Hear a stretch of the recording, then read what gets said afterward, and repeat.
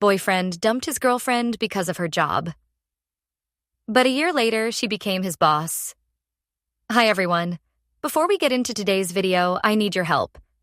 We've noticed that the channel's reach has been dropping a bit, and one of the best ways you can support us is by subscribing. It's quick, free, and helps us keep bringing you new and interesting stories. Your support means the world to us, and together we can grow this channel. Thank you so much. Now let's get to today's story. I'm writing from a temporary account for obvious reasons, and I've changed some details to protect my anonymity. The coffee shop was crowded that Tuesday evening, filled with the usual mix of students hunched over laptops and office workers grabbing their caffeine fix before heading home. I was behind the counter, my apron stained with espresso and my hair falling out of its ponytail after a 10-hour shift, when Marcus walked in with his colleagues. He didn't see me at first. He was too busy laughing at something one of his friends had said, his perfectly pressed shirt and expensive watch catching the light. I watched him scan the menu board above my head, and when his eyes finally met mine, I saw something flicker across his face. Not surprise, not affection, embarrassment. "Hi," I said, forcing a smile. "What can I get you?" For a moment, he seemed frozen. His colleagues were chatting behind him, oblivious to the tension crackling between us.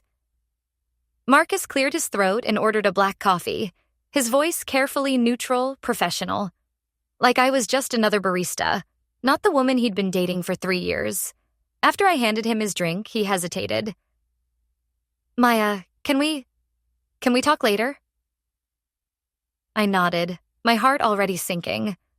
I'd known this conversation was coming. The signs had been there for months. The way he'd stopped asking about my day, how he'd grown vague when his friends asked what I did for work, the excuses he made to avoid coming to the coffee shop where I'd been working since college. That night, we sat in his car outside my apartment building. The silence stretched between us like a chasm. "This isn't working anymore," he said finally, not looking at me. "We're in different places in our lives." "Different places?" I repeated, though I knew exactly what he meant. "Maya, I'm trying to build something here. The guys at the firm, they're all dating lawyers, consultants, women with careers, real careers." He ran a hand through his hair. "What am I supposed to tell them when they ask what my girlfriend does? That you make lattes?" The words hit me like a physical blow. "I'm going back to school," I said quietly. "I'm saving money for my MBA. You know this." "When?" he demanded. "You've been saying that for 2 years. Face it, Maya. This is who you are, and I can't. I can't keep pretending it's enough anymore." I stared at him. This man I'd loved, this man I'd supported through his own struggles in law school, who'd eaten countless meals I'd cooked when he was too broke to buy groceries.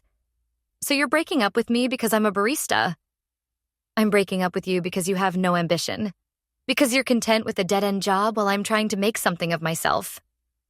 His voice was cold, clinical. "I need someone who can grow with me, not someone who's going to hold me back." I got out of his car without another word.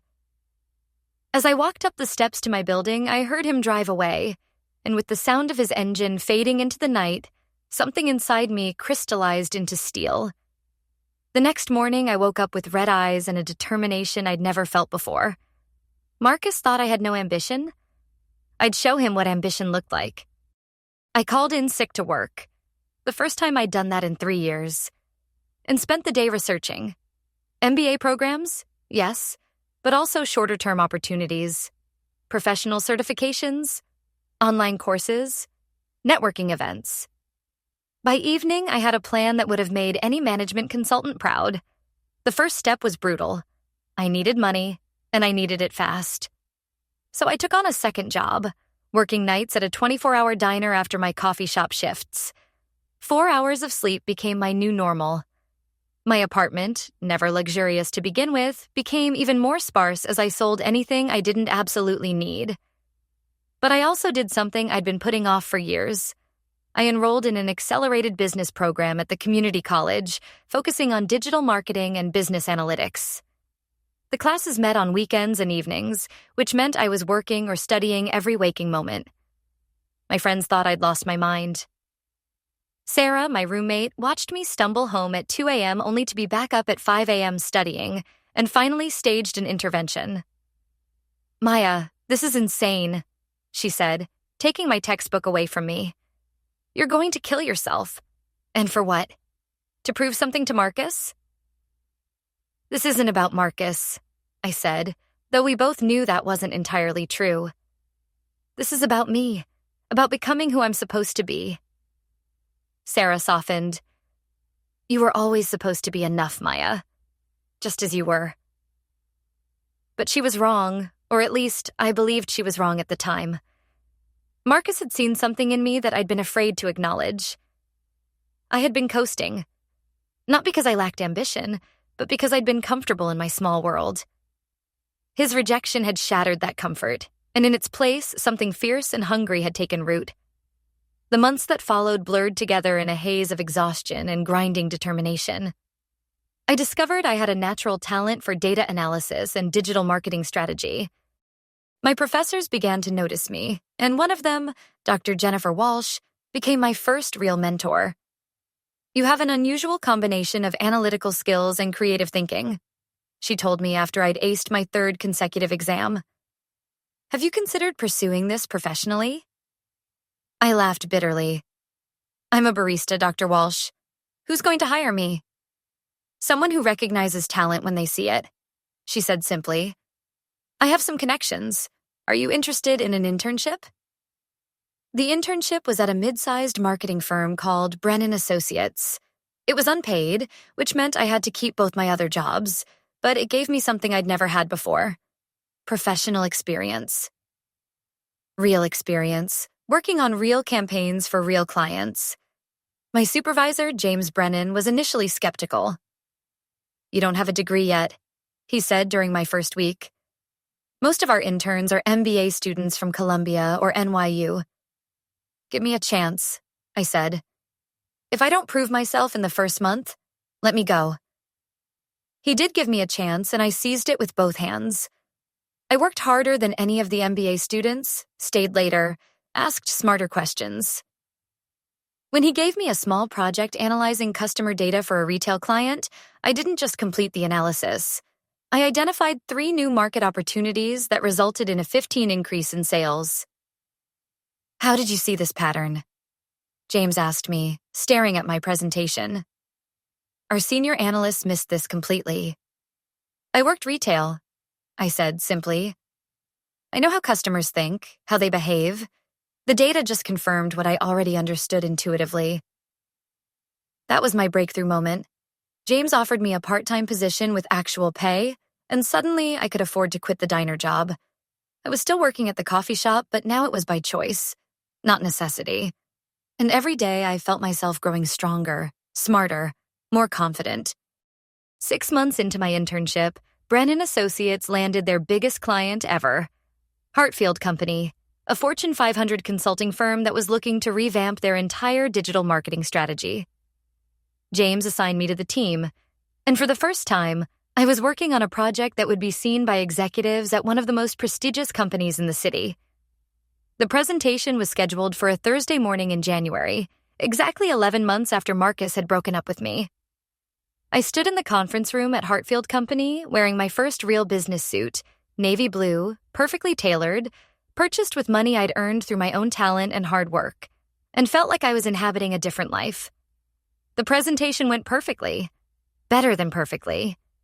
The Hartfield executives were impressed not just with our strategy, but specifically with the market analysis I'd developed. Afterward, their chief marketing officer, Patricia Hartfield, pulled me aside.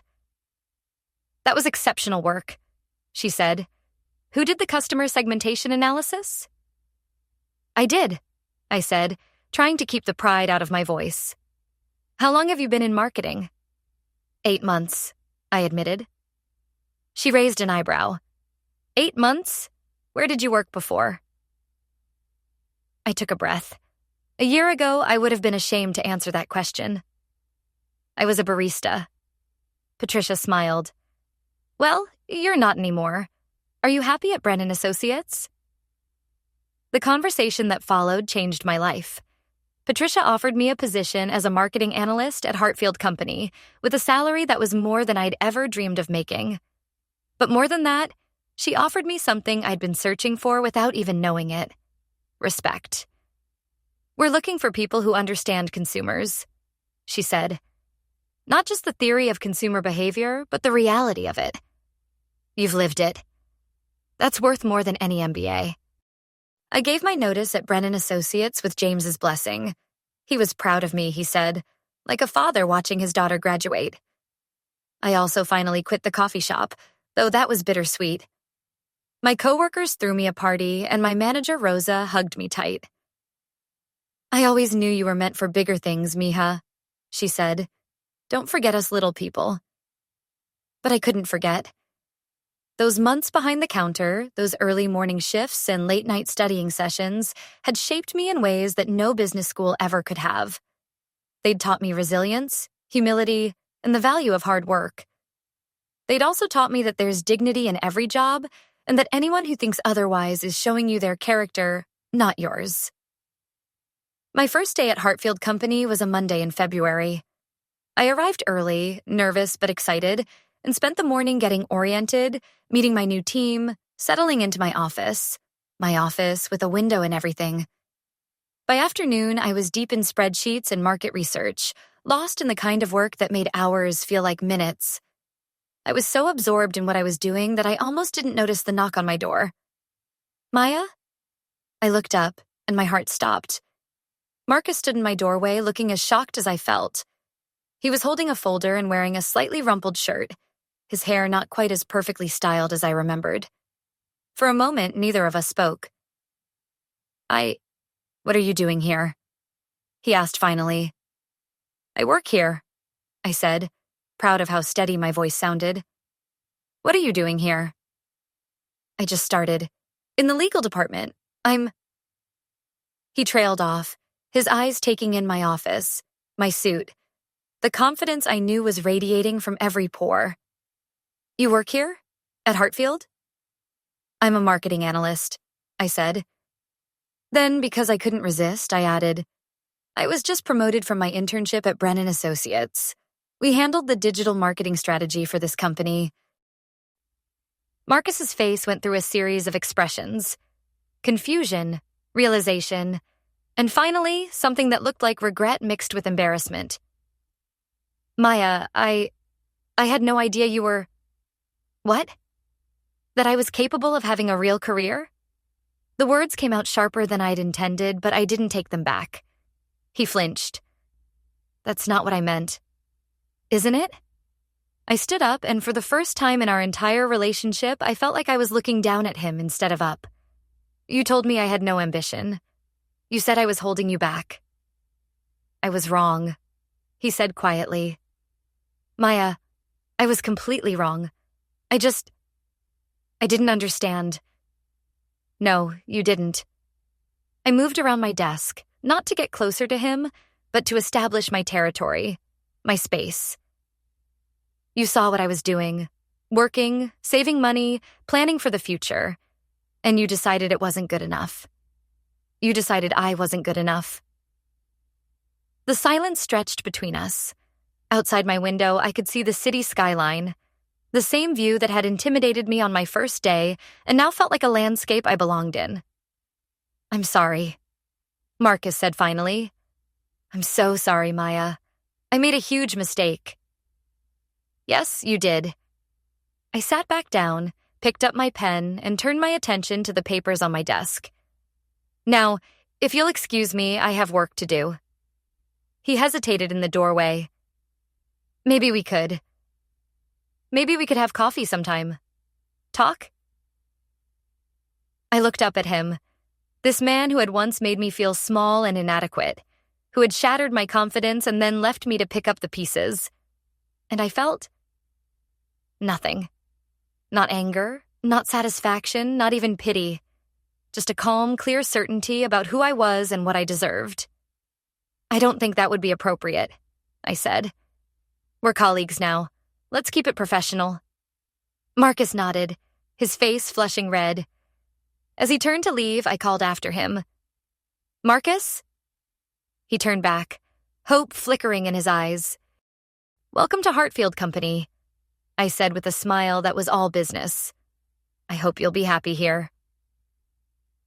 After he left, I sat back in my chair and let the moment wash over me. A year ago, I would have given anything to have Marcus back, to prove to him that I was worthy of his love. Now, I realized that his love had never been what I needed to prove myself to anyone. The woman who had cried herself to sleep after he broke up with her was gone. In her place was someone stronger, someone who had learned that the only person whose opinion of you truly matters is your own. I had built this life not to show Marcus what he'd lost, but to show myself what I could become. That evening, I called Dr. Walsh to thank her again for believing in me when I couldn't believe in myself. Then I called Sarah to tell her about my day. And finally, I called my parents, who had watched their daughter transform over the past year with a mixture of pride and amazement.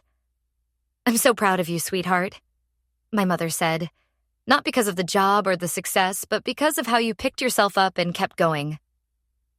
"I had to," I said.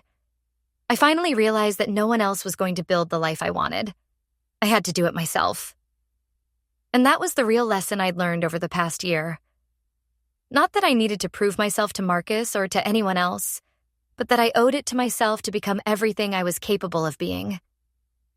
The job, the office, the professional success, those were wonderful, but they weren't the point. The point was the woman I'd become in the process of earning them. Over the following weeks, I settled into my new role at Hartfield Company. I occasionally saw Marcus in the elevator or the cafeteria, and we exchanged polite nods and professional small talk. I could see in his eyes that he was struggling with seeing me in this new context, but that was his problem to work through, not mine. 3 months later, I was promoted again, this time to senior marketing analyst with a team of my own to manage. The promotion came with a corner office and a salary that would have seemed impossible a year earlier. But more than that, it came with the knowledge that I had earned every bit of it. Patricia called me into her office the day the promotion was announced. "You've exceeded every expectation we had," she said, "but I have to ask, what's your long-term plan? Because I see you going much further than this." I thought about her question for a moment. A year ago, my long-term plan had been to keep Marcus happy, to fit into whatever life he was building for himself. Now, I was building my own life, and the possibilities felt endless. "I want to keep growing," I said. "I want to learn everything I can about this business, about leading teams, about strategy. And someday, I want to run my own department, maybe even my own company." Patricia smiled. "I believe you will. And when you do, remember that the best leaders are the ones who've worked their way up from the bottom. They understand what it takes, and they never forget where they came from." As I walked back to my new office, I passed the coffee cart in the lobby. The barista, a young man about my age, was working efficiently, professionally, serving the stream of executives and assistants who needed their afternoon caffeine fix. Our eyes met for a moment, and I smiled at him. "Thank you," I said when he handed me my latte. "Thank you, ma'am," he replied, and I heard in his voice the same quiet dignity I'd once brought to that job. I thought about stopping to tell him that this job didn't define him, that he could become anything he wanted to be if he was willing to work for it. But I realized he probably already knew that. And if he didn't, he'd figure it out when he was ready, just like I had. That night, I stood in my apartment, the same small space I'd shared with Sarah, though I could afford to move now, and looked at the framed photo on my desk. It was from my college graduation, and Marcus was in it, his arm around my waist, both of us smiling at the camera. For the longest time after our breakup, I hadn't been able to look at that picture without crying. Now, I saw it differently.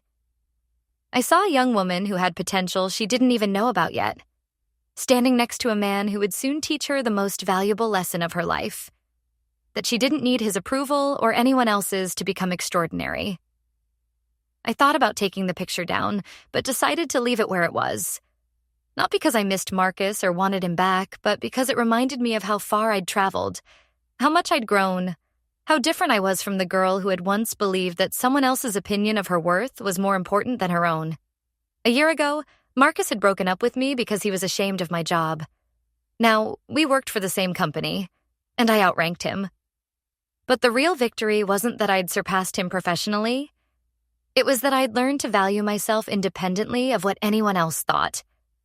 The best revenge, I realized, wasn't becoming his boss. It was becoming the person I was always meant to be, with or without his approval.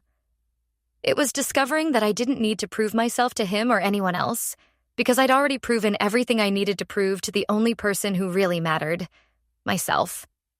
Marcus had done me a favor when he broke up with me, though he'd never understand that. He'd forced me to stop settling for less than I deserved, to stop making myself smaller to fit into someone else's vision of who I should be. In trying to hold me back, he'd actually set me free. And for that, I would always be grateful. Not to him, but to the strength I'd found within myself when I needed it most. The strength that had always been there, waiting for me to be brave enough to use it. The woman who had served him coffee while apologizing for her own existence was gone forever. In her place was someone who knew her worth, who demanded respect, who understood that the only limits on her future were the ones she imposed on herself. Marcus had been wrong about so many things, but he'd been right about one. I did have the power to hold him back. But I'd also had the power to propel myself forward, and in the end, that was the power that mattered most. Standing in my apartment that night, looking out at the city lights that no longer seemed overwhelming but full of possibility, I realized that the best part of my story wasn't the dramatic moment when Marcus discovered I was his superior. It was all the quiet moments that had led to it. The late nights studying, the early mornings serving coffee, the small victories and daily choices that had built the life I was now living. This was who I was meant to be all along. I just needed someone to break my heart badly enough to make me fight for it.